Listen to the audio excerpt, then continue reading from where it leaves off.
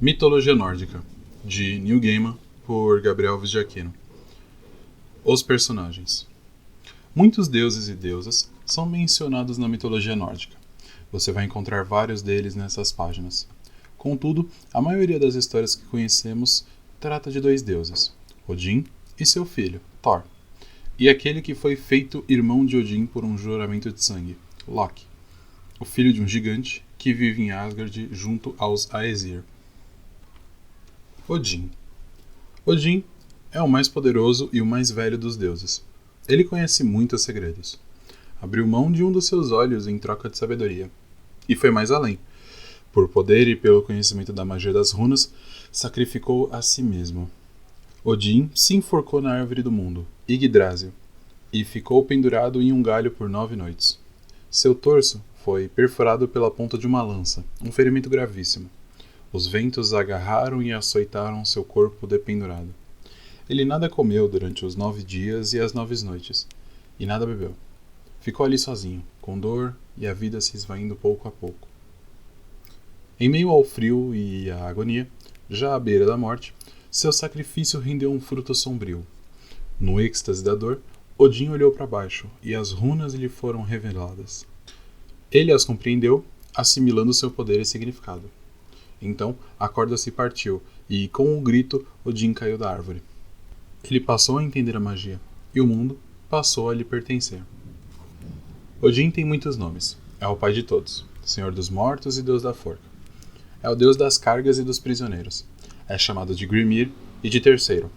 Recebeu um nome diferente em cada país, pois é cultuado de formas diferentes e em muitas línguas, mas é sempre Odin objeto do culto. Ele viaja para todos os cantos, sob um disfarce, querendo ver o mundo como as pessoas comuns. Quando caminha entre nós, é na forma de um homem alto, usando manto e chapéu. Odin tem 2 corvos, Hugin e Munin, cujos nomes significam pensamento e memória, respectivamente. Esses pássaros voam pelo mundo inteiro, trazendo notícias e levando a Odin todo o conhecimento das coisas. Os corvos pousam em seus ombros e sussurram aos seus ouvidos. Quando ele senta em seu grandioso trono em Hildskaf, contempla tudo, não importa onde no universo. Nada pode ser ocultado de Odin. Ele trouxe a guerra para o mundo. As batalhas eram iniciadas com o guerreiro arremessando a lança na direção do exército inimigo, dedicando a batalha e suas mortes a Odin. Os sobreviventes resistiam pela graça de Odin, e os caídos na guerra eram traídos por ele. Os guerreiros mortos em batalha são levados pelas valquírias, belas donzelas guerreiras que recolhem as almas dos mortos honrados, para um salão conhecido como Valhalla. Lá, ele estará esperando pelos caídos, e os mortos beberão, lutarão, batalharão e se banquetearão tendo Odin como líder. Thor. Thor, filho de Odin, é o forjador de trovões. Ele é bem direto e franco, e ao contrário do seu pai, que é ardiloso. É amigável e carismático, enquanto o pai é sorrateiro. Thor é grande, tem uma barba ruiva e é forte. De longe, o mais forte dos deuses. Sua força é ampliada pelo seu cinturão, Megingjord. Sempre que o usa, a força de Thor dobra. Sua arma é Mjolnir, um martelo impressionante, forjado por anões especialmente para ele. Essa história você ainda vai conhecer. Trolls, gigantes de gelo e gigantes das montanhas, todos tremem quando avistam Mjolnir, que matou muitos de seus irmãos e amigos. Thor também usa luvas de ferro, que o ajudam a segurar o cabo da arma. A mãe de Thor é Jord, a deusa da terra, e seus filhos são Mod, o raivoso, e Magni, o forte. Sua filha é Thrud, a poderosa. Ele é casado com Sif, de cabelos dourados. Ela teve um filho, Uller, mas antes de se casar com Thor, e Thor é seu padrasto. Uller é um deus que caça com arco e flecha, e o deus dos esquis. Thor é o defensor de Asgard e Midgard. Há muitas histórias sobre Thor e suas aventuras. Você vai encontrar algumas delas nesse livro. Loki. Loki é muito bonito. Ele é sensato, convincente, simpático e de longe o mais perspicaz, sutil e astuto de todos os habitantes de Asgard. É uma pena que haja tamanha escuridão em seu âmago, tanta raiva, tanta inveja e tanta cobiça. Loki é filho de Laufey, também conhecida como Nau, ou agulha, porque ela era magra, bonita e afiada. Dizem que seu pai era Farbalt, um gigante cujo nome significa aquele que dá golpes poderosos. Um ser tão perigoso quanto seu nome indica. Loki viaja pelo céu com sapatos voadores e pode assumir a forma de outras pessoas ou de qualquer animal, mas sua verdadeira arma é a mente. Ele é mais inteligente, sutil e traiçoeiro do que qualquer deus ou gigante. Nem mesmo Odin é tão astuto. Loki é irmão por jura de sangue de Odin. Os outros deuses não sabem como ou como Loki chegou a Asgard. Ele é amigo de Thor e também seu pior inimigo. Loki é tolerado pelos deuses. Talvez porque suas estratagemas e planos os salvem com a mesma frequência que os metem em apuros. Loki torna o mundo mais interessante, mas menos seguro. Ele é o pai de monstros, o autor dos infortúnios e o deus da trapaça. Loki bebe demais e não consegue conter as palavras, nem os pensamentos e nem as ações quando faz. Loki e seus filhos têm um papel importante no Ragnarok, o fim de tudo. E não será ao lado dos deuses de Asgard que eles vão lutar. Antes de tudo, do princípio e o que vem depois. Antes do princípio, não havia nada. Nem terra, nem paraíso, nem estrelas, nem céu. Existia apenas um mundo feito de névoa, sem forma nem contorno, e um mundo feito de fogo, eternamente em chamas. Ao norte ficava Nelfheim, o mundo escuro. Nele, 11 rios venenosos cortavam a névoa, originários do mesmo poço em seu núcleo, o turbilhão barulhento chamado Veldimir.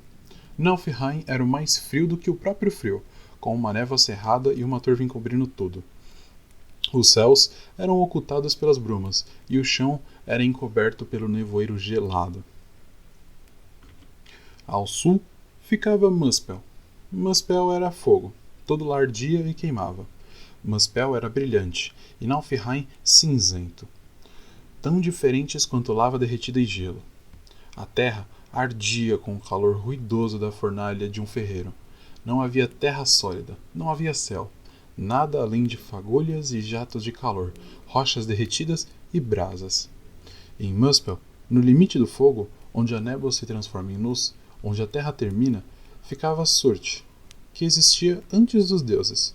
Ele está lá agora.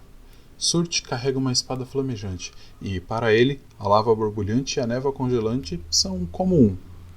Sabe-se que, no Ragnarok, no fim de tudo, e só então, Surt deixará seu posto.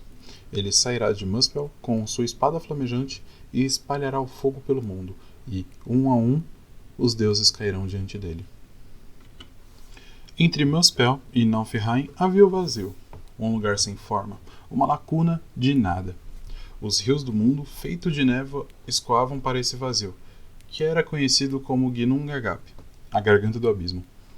Entre Muspel e Nalfheim havia o vazio, um lugar sem forma, uma lacuna de nada.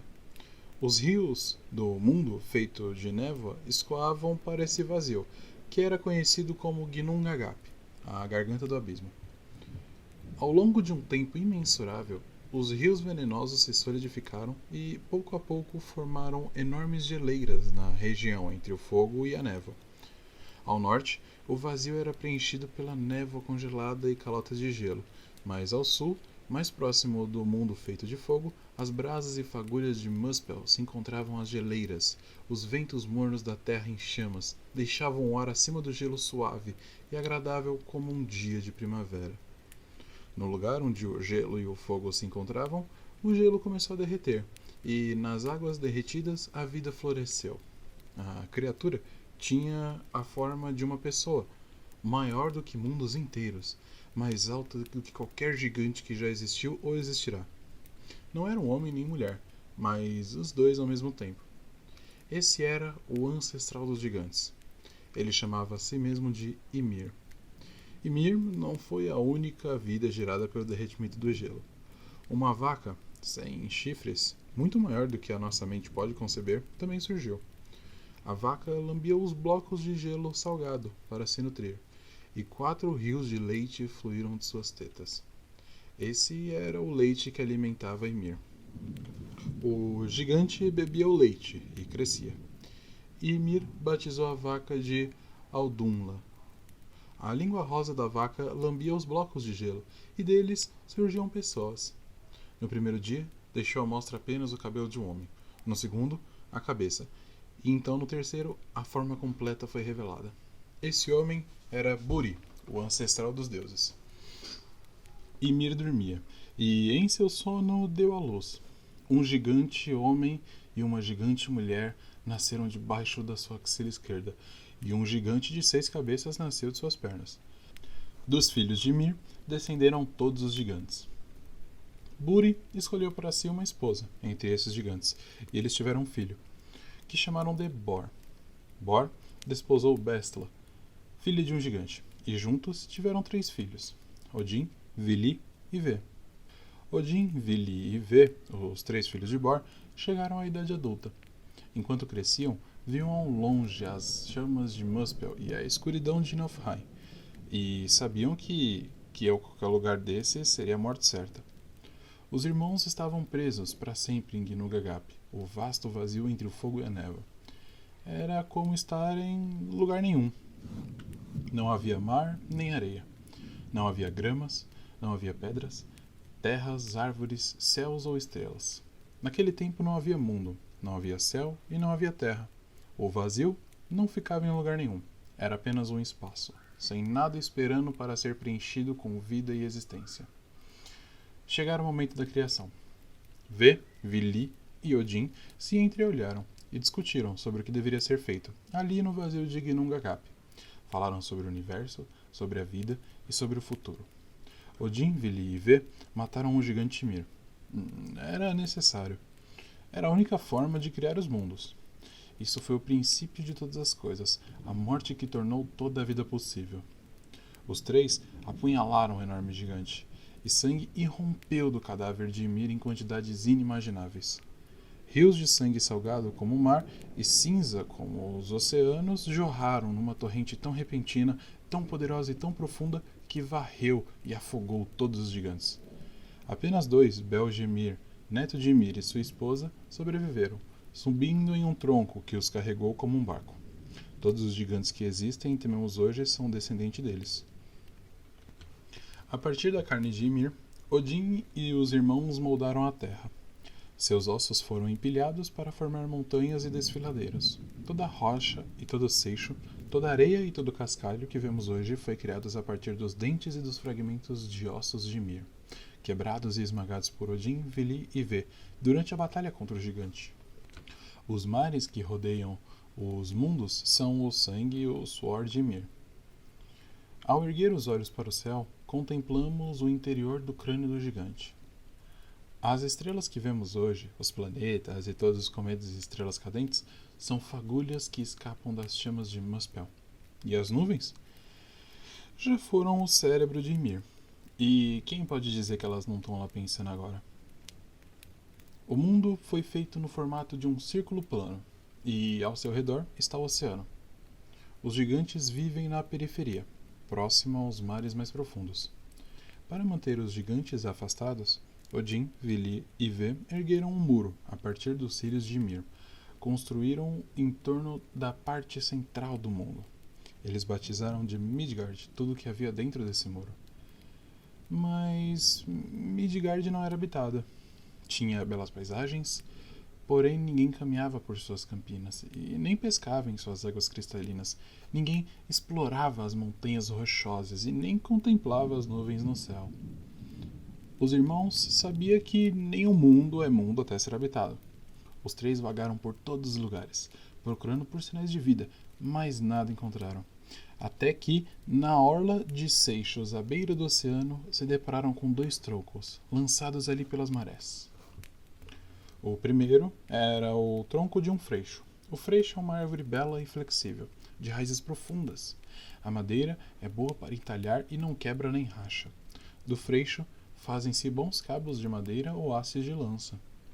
O segundo tronco estava bem ao lado do primeiro na praia, tão perto que os 2 quase se tocavam, e era um tronco de olmo. O olmo é uma árvore graciosa, mas sua madeira é rígida o bastante para se transformar em tábuas e vigas resistentes. Com o olmo é possível construir uma casa ou até um salão. Os deuses pegaram os 2 troncos, colocaram-nos de pé na areia, de altura de uma pessoa. Odin os segurou, um de cada vez. Soprou a vida para dentro deles. Agora não eram mais troncos mortos em uma praia. Estavam vivos. Vili deu-lhes vontade própria. Deu-lhes a inteligência e motivação. E então podiam mover-se e desejar. Vi esculpiu os troncos. Deu a eles a forma humana. Esculpiu suas orelhas para que então pudessem ouvir, seus olhos para que pudessem ver e seus lábios para que então pudessem falar. Os 2 troncos na praia agora eram 2 pessoas nuas. Vi esculpia um deles com genitais masculinos, então decidiram esculpir o outro como uma mulher. Os 3 irmãos fizeram roupas para a mulher e para o homem, para que se cobrissem e se mantivessem aquecidos naquele borrifo gelado do mar, naquela praia à beira do mundo. Finalmente, deram nome às pessoas que tinham criado. Chamaram o homem de Ask, que significava freixo, e a mulher de Embla, ou Olmo. Ask e Embla foram pai e mãe de toda a humanidade. Todo ser humano deve sua vida aos seus pais, e aos pais deles, e aos pais que vieram antes dos pais deles. Se voltarmos o bastante no passado, descobriremos que eles descendem das famílias de todos nós. Embla e Ask fizeram de Midgard seu lar, na segurança por trás do muro que os deuses ergueram com os filhos de Ymir. Lá construíram suas casas, protegidos de gigantes e monstros e de todos os perigos à espreita nas terras selvagens. Em Midgard, os 2 puderam criar seus filhos em paz. É por isso que Odin é chamado de o pai de todos. Porque ele foi pai dos deuses, porque soprou a vida nos avós dos nossos avós. Quer sejamos deuses ou mortais, Odin é o pai de todos nós. Yggdrasil e os 9 mundos. A Yggdrasil é uma árvore poderosa, a mais bela e mais perfeita de todas as árvores. É também a mais extensa. Ela cresce entre os 9 mundos e os une uns aos outros. É a maior árvore que já existe ou já existiu, e também a mais robusta. A copa se eleva acima do céu. Yggdrasil é tão grande que fincou suas raízes em 3 mundos, sendo nutrida por 3 poços. A primeira raiz, a mais profunda, se estende pelo mundo inferior até Niflheim, o lugar que existia antes todos os lugares. No centro daquele mundo escuro há uma fonte em eterna ebulição, Veljamir, borbulhando com tanta intensidade que soa como uma caldeira fervente. O dragão Nidhogg habita essas águas e não para de mastigar a raiz sobre a superfície. A segunda raiz se estende pelos domínios dos gigantes de gelo, até o poço de Mimir. Uma grande águia habita os galhos mais altos da árvore do mundo, um ser que sabe muitas coisas. Há também um gavião, que passa os dias empoleirado entre os olhos da águia. Um esquilo, Ratatosk, vive nos galhos da árvore do mundo. Ele leva mensagens e insultos de Nidhogg, o horrendo devorador de cadáveres, para a águia, e vice-versa. O esquilo mente para os 2, e nada o deixa mais alegre que enraivecê-los. Há 4 cervos pastando nos enormes galhos da Yggdrasil, devorando sua folhagem e seu tronco. Há inúmeras cobras na base da árvore, mordiscando as raízes. É possível transitar pela árvore do mundo. Foi nela que Odin se enforcou, oferecendo a si mesmo como sacrifício, fazendo da árvore do mundo uma forca, e tornando a si mesmo o deus da forca. Os deuses usam a árvore do mundo. Eles viajam entre os 9 mundos através da Bifrost, uma ponte de arco-íris.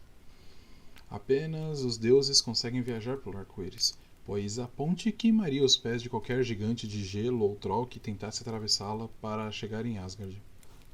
Os 9 mundos são Asgard, lar dos Aesir, onde Odin estabeleceu sua morada. Alfheim, onde vivem os Elfos da Luz, criaturas tão belas quanto o Sol e as estrelas. Nidavellir, também conhecido como Svaltafheim, lar dos Anões ou Elfos Negros.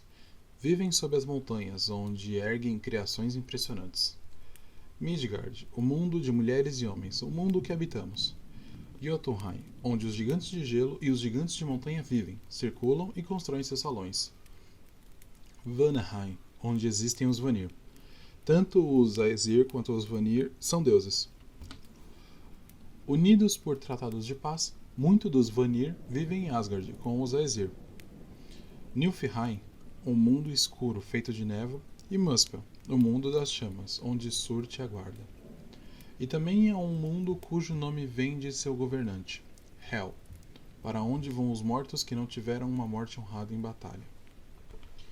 A última raiz da árvore do mundo se estende até uma fonte na residência dos deuses Aesir, em Asgard.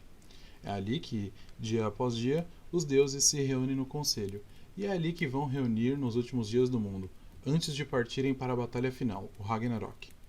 Essa fonte se chama Poço de Urd. As Nornas, 3 jovens e sábias irmãs, cuidam deste poço, se certificando de que as raízes da Yggdrasil estejam sempre cobertas de lama e bem cuidadas. O poço pertence a Urd, que é sorte e o destino. Urd é o nosso passado. Junto dela moram suas irmãs, Verdande, cujo nome significa ser, a quem pertence o presente, e Skuld, que significa o que está por vir, cujo domínio é o futuro. As Nornas decidem o que acontece em nossas vidas. Há outras Nornas, não apenas essas 3. Nornas gigantes e elfas, Nornas anãs e Vanir, Nornas boas e más. E são elas que decidem qual será nosso destino. Algumas Nornas dão boas-vidas às pessoas, já outras oferecem vidas difíceis, curtas e tortuosas. As Nornas moldam nosso destino, ali no Poço de Urd.